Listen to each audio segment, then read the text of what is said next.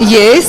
հանուն մեր անկախության, մեր ազատության, որ մեր ապագան լավը լինի։ Ինչպեսի ապագա եք պատկերացնում Հայաստանը հաջորդ Պայծառ ապագա ենք պատկերացնում, ես լավատես մարդ եմ եւ ես ապրել եմ, կուզեմ, որ իմ երեխաները, իմ թոռները ապրեն գեղեցիկ, ուրախ, ազատ, մեր երկրից լավ երկիր գոյություն չունի։ Այն ատելության մթնոլորտը, որ տիրում է այսօր մեր երկրում, ինչպես պիտի պայքարեն դրա դեմ հաջորդ իշխանությունները։ Դե մարդիկ իրենք պետք է փոխվեն, հենց սկսած վերևներից պետք է իրենք փոխվեն եւ օրինակ ծառայեն մյուսներին։ 21 թվականին մասնակցել եք ընտրություններին։ Այո, ես միշտ եմ մասնակցում իմ ազգի համար։ Բայց այսօրվա մղումը այլ է, թե նույն մղումով եք գալիս։ Նույն մղումով եմ գալի, այսպես լավատեսորեն, միայն դա։ Եվ կուզենամ, որ բարին հաղթի։ Այ բարինով է ձեզ, որ պիտի հաղթի։ Բարին, այն մարդը, որը որ սիրալիր է, որը որ կամենում է, դիմացին ընկերոջը օգնում է ամեն ինչով, բարի ինչ կա ամեն ինչ։ Ձեր կոչը Հայաստանի Հանրապետության ժողովրդին։ Միայն սիրեն միմյանց, սիրեն եւ հանդուրժեն։ Այդքան է։ Չէի ուզում։ Ես ցավը տանեմ, ինձ թվում է բոլոր նորմալ Հայաստանի քաղաքացիները պետքա քվեարկեն իրանց երեխաների, թոռների,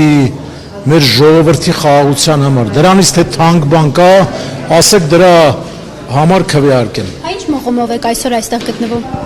Խաղաղության, պաշտպանության, մեր երեխեքի կապույտ երկունքի են, որ կենաց ենք խմում, ասում ենք Խաղաղ ենք ապրում եք։ Բա փառք ասում, փառք տիրոջը, փառք։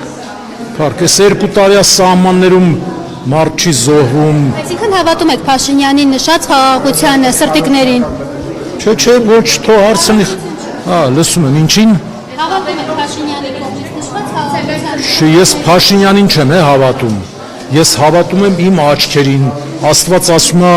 տվել եմ աչք, որ տեսնես, տվել եմ ականջ, որ լսես, եւ ուղեղ, որ մտածես։ Իմ աչքերը, հեսա կլնեմ 65 տարեկան Աստծո աջողությունին։ Ինչ արինք Արցախի համար, բացի թալանելուց։ Արցախը սարքել ենք մի հատ մեծ լվացքի մեքենա։ Փողերը լվանում էին, ստեղից փողերը գնում էր, լվանում էին ու այդ փողերը ուտում էին։ Ապարանքներ էին սարքում։ Զենք առնենք, այն օրը որ մենք տեսանք, այն զենքերը։ Ես կանգնած հրապարակում առանց պատճառի ոչինչ այնց սենտիմենտալ շատ մարդ չեմ, արցունքներս հուզմունքից գնում էր, որտեվ տեսա եւ ուրախացա։ Այ որ այդ զենքերից մի քիչ առաջ ես ախպեր ունեմ զոհված, այդ ախպերս չէր զոհվի։ Հակ ինքով ենք տալիս, որը կուզեմ կտամ։ Կենտրոնինը չասես, որ կենտրոն թաղապետի հերն է, մեր ընկերն է մյուս տղան էլի, այնի ուրիշ տեղ եմ ասած։ Գրախված եմ։ Ես չեմ։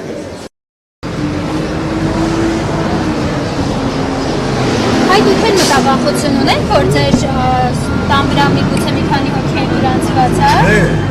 Մտավախություն չկա։ Չէ, ուղղակի մենք նայում ենք, տնենք ով է, 3 հոգի, 3 կնենք, կարող է չնենք։ Օրինակ եղել է թե, որ մի տան մեջ հնդիկներ են գրում։ Նույն Հայաստանի լավ օրերի։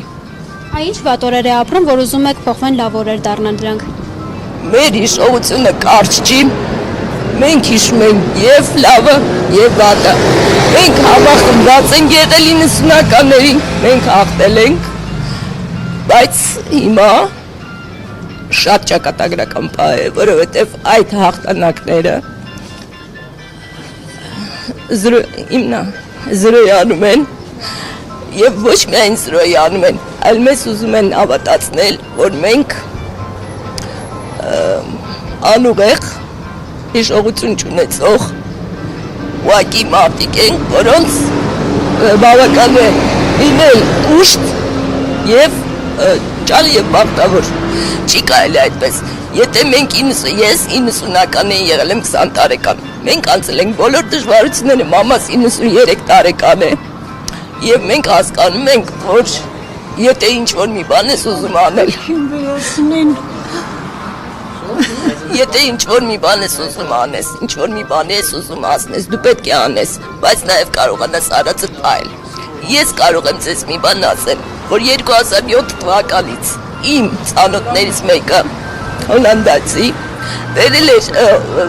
Բերլինի գրքի ցուցահանդեսից մի հատ գիրք, որը կոչվում է Monuments of Western Azerbaijan, եւ դա տպվել է տարբեր լեզուներով։ Ես կարող եմ հենց հիմա, եթե համբերություն ունեք, բերեմ ցույց տամ ձեզ այդ գիրքը եւ տեսնեք դա ինչ է։ Դա մեր ողբալի ապագան է, եթե մենք լուրջ չլինենք։ Եվ այն խաղաղությունը, որ այսօր հրամցվում է, հա քարոզչության ընթացքում նաև հրամցվեց ժողովրդին, որ խաղաղություն է տիրելու, մեզ ընտրելով, հա ԿՊ-ի ուրեմն խոսույցներն եմ հիմա ասում, այդ խաղաղությանը դուք հավատում եք, այն սրտիկներն, այն սիրո խոստովանություններին, որ տեղի ունեցավ ամբողջ քարոզչության ընթացքում, արդյոք դրանք ճշմարիտ էին։ Ես հարցը ուրիշ ձև կձևակերպեի։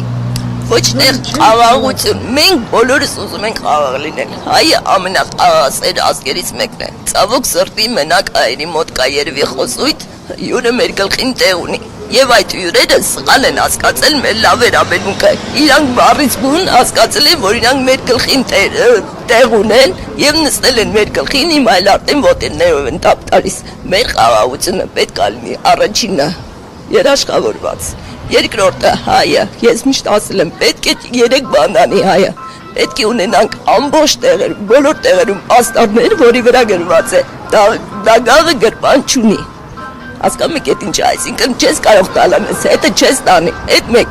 Երկրորդը, եթե հայը այն չսիրի, ոչ մեկ չի սիրի հային։ Եվ երրորդը, որ մենք պետք է առաջինը մեր վրա հույս դնենք։ Մենք պետք է ուժեղ լինենք, որ մեզ սիրեն, որ մեզ վստահեն։ Մենք խաղաղություն ենք ուզում, բայց այդ խաղաղությունը կարող է գերեզմանում լինի։ Ընդեղ էլ է խաղաղություն, բայց մենք այդ խաղաղությունը չենք ուզում։ Ես չեմ ուզում, որ իմ եղբոր երեխան, տղան, որը 2 տարեկան է, հետո մեծանա եւ ունենանք նույն խնդիրները։ Բայց ես չեմ ուզում նաեւ, որ Էրդողանը մի օր գա մեզ հույների նման ասի, մենք մի գիշերում կգանք, ձեզ կմորթենք։ Դա չպետք է լինի։ Մենք պետք է այնքան մեր վրա վստահ լինենք, որ մեզ հետ հաշվի նստեն, ոնց որ եղել է։ Հայը Թուրքի հետ ապագա ունի։ Ունի, բայց եթե հայը ուժեղ է, դա է միակ հայի երաշխավորությունը։ Հայը եթե ուժեղ է, բոլորն էլ իրան սիրում են, բոլորն էլ իրան վստահում։ Նույնը 90-ականներին էր, մինչև մենք չունեցանք մեր սենքը եւ մեր զորքը, ոչ մեկ մեզ հետ հաշվի չէր նստում։ 90-ականներին ես եմ հիշում, ես գիտեմ այդ վիճակը, բայց հիմա արդեն ժամանակն է, որ մենք հասկանանք, որ մենք մեր կյանքի տերն ենք։ Շնորհակալություն։ Ալոնդով ես ցանկանում եմ, որ վերացնեն դրան, ինչ ասել Քոչարյանը, վռնդեն դրան, մեր կյանքը դարձրեց, ինչ են ասում, դժոխ։ Այն ատելության մթնոլորտը, որ այսօր տիրում է Հայաստանում, ինչպես կբնորոշեք այն ատելության մթնոլորտը, ես գաղտնիք չեմ բացի, հա, որ ասեմ, իսկապես ատելության մթնոլորտ է տիրում մեր երկրում, այն ինչպես կբնորոշեք սա։ ինչպես է որոշել, իր գործողությամբ, մենակ որ Ղարաբաղը հանդեն, արդեն դա բավական է, որ դրան վերացնեն, Ղարաբաղից հետո կպել այդ բաներին, եկեղեցական